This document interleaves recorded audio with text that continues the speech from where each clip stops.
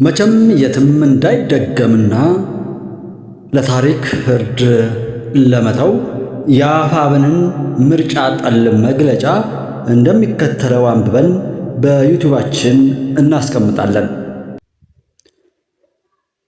ከጠላት ጋር በመሰለፍ ሕዝባችንን ለተጨማሪ ጥቃት አሳልፎ የሚሰጥን ማንኛውንም አካል አንታገስም ይላል አፋብን መጋቢት 6 ቀን 2018 ዓ.ም ያወጣው መግለጫው።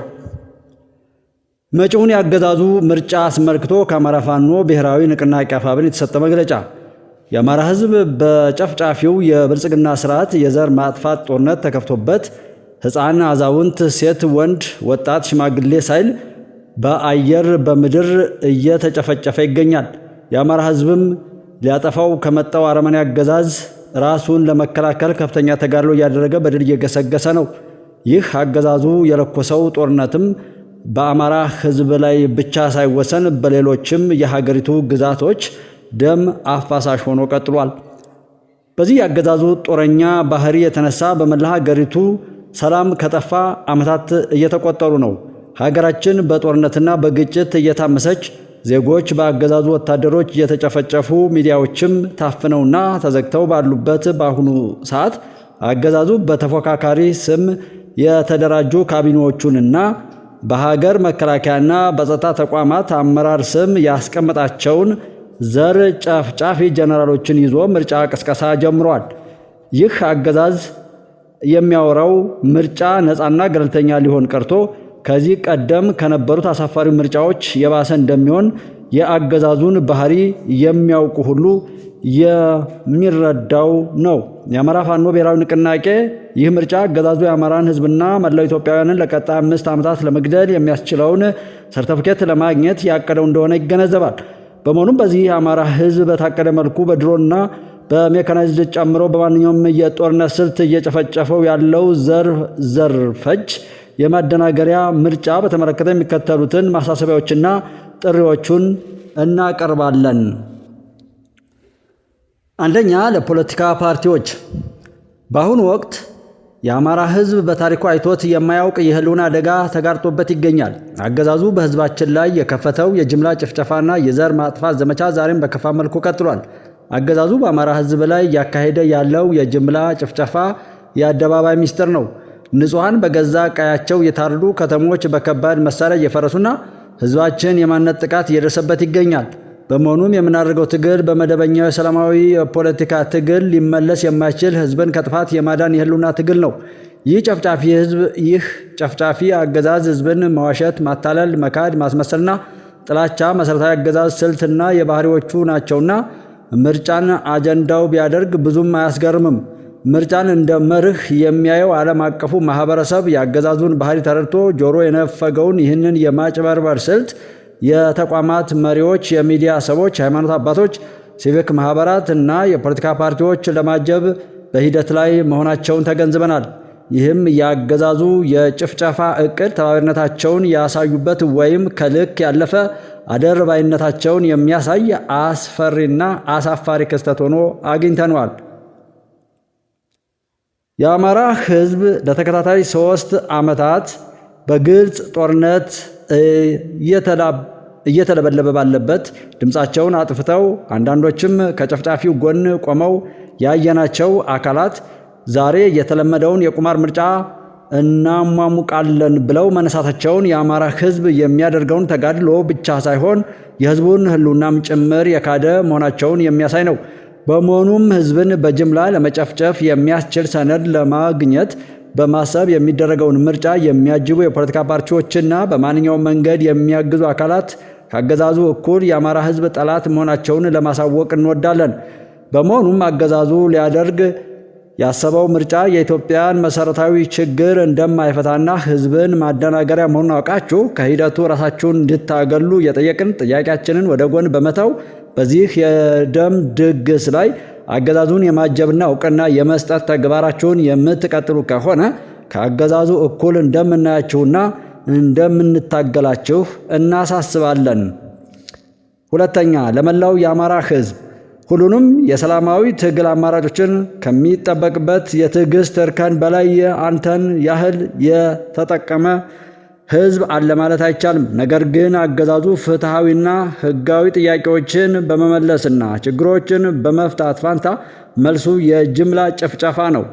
ይህ አገዛዙ የሚያደርገው ምርጫም አንተን ለማጥፋት ተጨማሪ ጊዜ የሚገዛበት ለመሆኑ የተሰወረም አይደለም። አገዛዙ በየቀኑ በድሮን በጅምላ እየጨፈጨፈህ ልጆች በአገዛዙ ማጎሪያዎች እየተሰቃዩ ባሉበት ሁኔታ ይህ የአገዛዙ የምርጫ ድራማ ሞትህን እንደ መፍቀድ መሆኑን ተረድተህ እያደረክ ያለውን ሁለንተናዊ ትግል አጠናክረህ እንድትቀጥል ጥሪያችንን እናስተላልፋለን።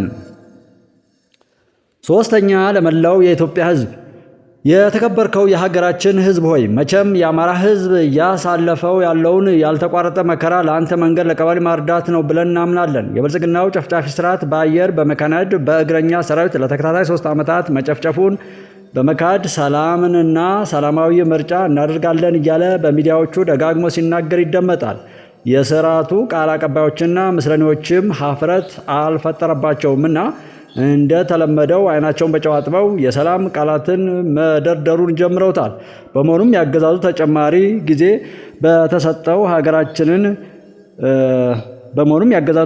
ጊዜ ከተሰጠው ሀገራችንን ከዚህ በላይ የከፋ አደጋ የሚያጋጥም መሆኑን ተገንዝባችሁ ላገዛዙ የስሙላ ምርጫ ትብብር በመንፈግ ይልቁንም ህዝባዊ እምቢተኝነትን በማቀጣጠል በቅርብ ጊዜ ለምናደርገው የመጨረሻው የትግል ምዕራፍ ለሚቀርበው ጥሪ በንቃት እንድትጠብቁና ከትግላችን ጎን እንድትሰለፉ የአማራ ፋኖ ብሔራዊ ንቅናቄ ኮዱ ጥቆማውን ለማቅረብ ይወዳል።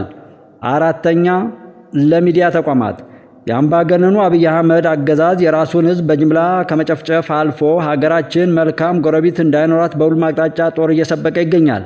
ከሰለጠኑት ሀገራት ጋር በሚያደርገው ግንኙነት ውይይትና ጉዞ የልማትና እድገት ማሳለጫ ማሽነሪዎች ሳይሆን ጅምላ ጨራሽ የጦር መሳሪያዎችን፣ የሰላም ስምምነት ሳይሆን ጠብ ጫሪ ውሎችን እየተፈራረመ ይገኛል። ይህ አገዛዝ የኢትዮጵያን ህዝብ በማደናገርና በማጭበርበር የመንግስትነት በትረ ስልጣኑን ከያዘ ጀምሮ አንድም ቀን ሰላም ሳያገኝ የኖረ ቢሆንም ካለፉት 3 ዓመታት ጀምሮ ደግሞ በጅምላ እየጨፈጨፈ ያለው የአማራ ህዝብ አልበቃው ብሎ በአሁኑ ሰዓት በሁሉም የሀገሪቱ አጠቃላይ ቀጠናዎች የጦርነትና የግጭት በር ወለል ብሎ እንዲከፈት ሌት ተቀን እየሰራ ይገኛል። በመሆኑም የኢትዮጵያ ተራዛሚና አውዳሚ የዘር ማጥፋት ጦርነት በገባችበትና የአማራ ህዝብ ያለማቋረጥ ለ3 ዓመታት እየተጨፈጨፈ ባለበት ሰዓት ምርጫ ስለማድረግ አይደለም ማሰብ የማይቻል መሆኑን ተገንዝባችሁ ህዝብን ለማገልገል የተቋቋማችሁ የሚዲያ ተቋማት ሀገራችን በተለይም በአማራ ህዝብ ላይ ያለውን ነባራዊ ሁኔታ ለዓለም ህዝብ እንድታደርሱ ለህሊናቸውና ለሙያቸው ክብር ሲሉ ከእውነት ጎን የሚቆሙ ምሁራንን በመጋበዝ አሁናዊና ሐቁን ሙያዊ ትንታኔ እንዲሰጡ በማድረግ ታሪካዊ ኃላፊነታችሁን እንድትወጡ የከበረ ጥያቄያችንን እናስተላልፋለን። አምስተኛ፣ ለዓለም አቀፉ ማህበረሰብ የኢትዮጵያ ህዝብ ላለፉት ዘመናት በብዙ መከራና ውጣ ውረድ ውስጥ እያለፈ ስለመሆኑ ከዓለም የተሰወረም አይደለም። አምባገነኑ ኮሎኔል አብይ አህመድ የሚመራውን አገዛዝ አገሪቱ ወደ ባሰ መከራ ቀጠናውንም መውጫ ወደ ሌላው ትርምስ እየመራ ባለበት በአሁኑ ወቅት ምርጫ አድርጋለሁና እወቁልኝ የሚል ለፈፋና አገዛዙ ለማደናገር የሚሄዱበትን ርቀት የሚያሳይ መሆኑን ተገንዝባችሁ ቀጠናውን ለባሰ ቀውስና ትርምስ ከሚዳርጉ ዜጎችን ከጅምላ ስደትና እንግልት ከሚያጋልጡና ቋሚ መርሆ ቀውስና ትርምስ ጦርነትና ግጭት መሆኑን በገቢር ከገለጸው አገዛዝ ኢትዮጵያ ትድን ዘንድ ከአማራ ህዝብ የህልውና ትግል ጎን በመቆም ስርዓታዊ ለውጥና የሽግግር ጊዜ እንዲመጣ ከጎናችን ይሆን ዘንድ የከበረ ጥሪያችንን እናስተላልፋለን። ስድስተኛ፣ አገዛዙን እየታገላችሁ ለምትገኙ የጸረ ብልጽግና ኃይሎች ሀገራችን ኢትዮጵያ በአሁኑ ወቅት በታሪኳ አይታው በማታውቅ የታሪክ አጋጣሚና እጅግ አደገኛ በሆነ ቀውስ ውስጥ ትገኛለች። በታሪክ አጋጣሚ ስልጣኑን የተቆጣጠረው አገዛዝ የህዝቡን የለውጥ ፍላጎት ወደ ጎን በመተው ሀገሪቱን ወደማያልቅ የጦርነት አዙሪት፣ ማህበራዊ መፈናቀልና ኢኮኖሚ ውድቀት ውስጥ ከቷታል። ሀገራዊ አንድነታችንም አደጋ ላይ ወድቋል። በመሆኑም ይህንን ታሪካዊ ውድቀት ለመቀልበስና የኢትዮጵያን ውድቀት ለመታደግ ስር ነቀል የስርዓት ለውጥ ማድረግ አማራጭ የሌለው ጉዳይ መሆኑን ተገንዝባችሁ አገዛዙ ይህን ማጭበርበሪያ ምርጫ አድርጎ ተጨማሪ የመግደያ ጊዜ ሳያገኝ በጋራ ሀገራዊ ዓላማ በመሰለፍና የተቀናጀ ስትራቴጂ በመንደፍ በአንድነት እንድንታገል ጥሪ እናስተላልፋለን። ሰባተኛ፣ ለመምህራን፣ ለትምህርት ተቋማት አመራሮችና የመንግስት ሰራተኞች አገዛዙ ለማደናገሪያነት ሊያደርግ ያቀደውን ምርጫ እንድታስፈጽሙለት በዋነኝነት እናንተን ለመጠቀም ውሳኔ ያስተላለፈ መሆኑ ይታወቃል። መምህራንና የመንግስት ሰራተኞች ከህብረተሰቡ ጋር በቅርበት የምትገኙ እንደመሆኑ በአሁኑ ሰዓት በአማራ ህዝብ ላይ እየተደረገ ያለውን ደም አፋሳሽ ጦርነት ከእናንተ በላይ የሚያውቅ የለም። በመሆኑም ይህን የአገዛዙ ድርጊት ባለመቀበል ለህዝባችሁ ያላችሁን ወገናዊነት በተግባር እንድታሳዩ አደራ እንላለን። በመጨረሻም ይህንን ጥሪያችንን ተላልፎ ከጠላት ጋር በመሰለፍ ህዝባችንን ለተጨማሪ ጥቃት አሳልፎ የሚሰጥ ማንኛውም አካል ላይ እርምጃ የምንወስድ ስለመሆኑ ለመላው ሰራዊታችን ትዕዛዝ የተላለፈ መሆኑን እናሳውቃለን። ይህን ልድገመው። በመጨረሻም ይህንን ጥሪያችንን ተላልፎ ከጠላት ጋር በመሰለፍ ህዝባችንን ለተጨማሪ ጥቃት አሳልፎ የሚሰጥ ማንኛውም አካል ላይ እርምጃ የምንወስድ ስለመሆኑ ለመላው ሰራዊታችን ትዕዛዝ የተላለፈ መሆኑን እናሳውቃለን። አማራ ፋኖ ብሔራዊ ንቅናቄ አፋብን። የተከበራችሁ አድማጭ ተመልካቾቻችን ከላይ እንደወረደ አፋብን የጻፈውን ነበር ያነበብ ነው። ለመሆኑ ይሄ ሁሉ የጦርነት አዋጅ የተነሳው መንግስት ምን ላርግ ብሎ ነው?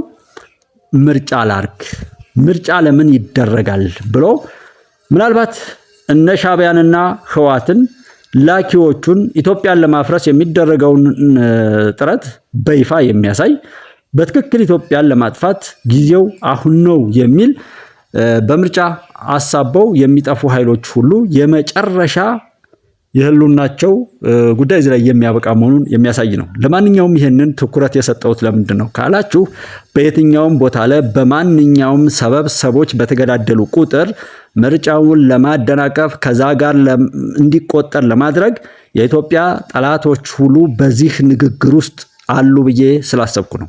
በዚህ ንግግር ውስጥ የኢትዮጵያ ታሪካዊ ጠላቶች ሁሉ ስላሉ ይህንን መግለጫ ተንተርሶ የትኛውም ቦታ ላይ ያለ ማንኛውም ሰው በትኩረት ነገሮችን ማጤንና ጥፋትን ከራስ በማራቅ ሀገርን ማሻገር እድል ነው። ይሄ ለዚህ መንግስት አቅም ለመስጠት የተደረገ እንጂ መንግስትን እንደ መንግስት የሚጎዳው መግለጫ አይደለም። ከዛ ይልቅ ሀገርን እንዳትረጋጋ ለማድረግና እርስ በርሱ ለማመራር በየትኛውም ቦታ ላይ ያለ የብልጽግና የሚሆን የትኛውም የፖለቲካ ፓርቲ ላይ በውስጡ የሚፈጠርን ማንኛውንም ቅሬታ እስከ መገዳደል በሚደርስ መልኩ ለመግለጥ የታቀደ የሽብር እቅድ መሆኑን የዓለም ማህበረሰብም ትኩረት እንዲሰጥና ተገቢው ጥንቃቄ እንደ ህዝብም እንደ መንግስትም እንዲደረግ ነው እኔ ደጋግሜ እዚህ እንደ ጉባኤ ኢትዮጵያ እያነሳሁት ያለሁት።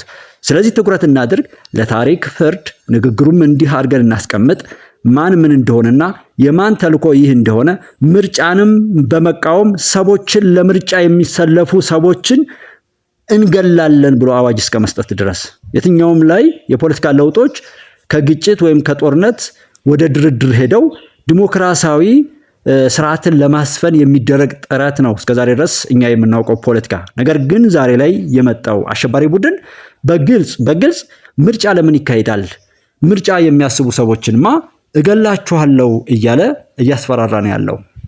ለማንኛውም ራሳችንን እንጠብቅ፣ ባለጌን በባለጌ መልኩ እንወቅ፣ ከስራው ጋር ይጠፋ ዘንድ የራሳችንን መልካም አስተዋጽኦ እናድርግ ነው። ባንዳ የባንዳ ልጅ የሚለውን መርሳት የለብንም። ሁሉም ጋላቢው ያቀደው ይሄ ነው።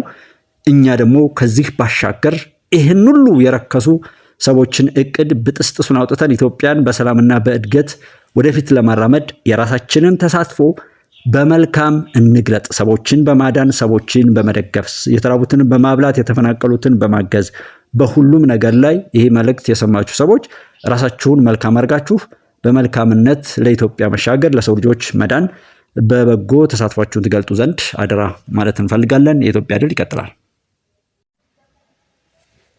ቀኑ ቢዘገይም ዓመታት ቢጓዙም ሰው ቃሉን ቢክድም በሀብለት ምራቁን ቢያዝረከርከውም በውሸት ክምሩ ሐቁን አያጠፋም።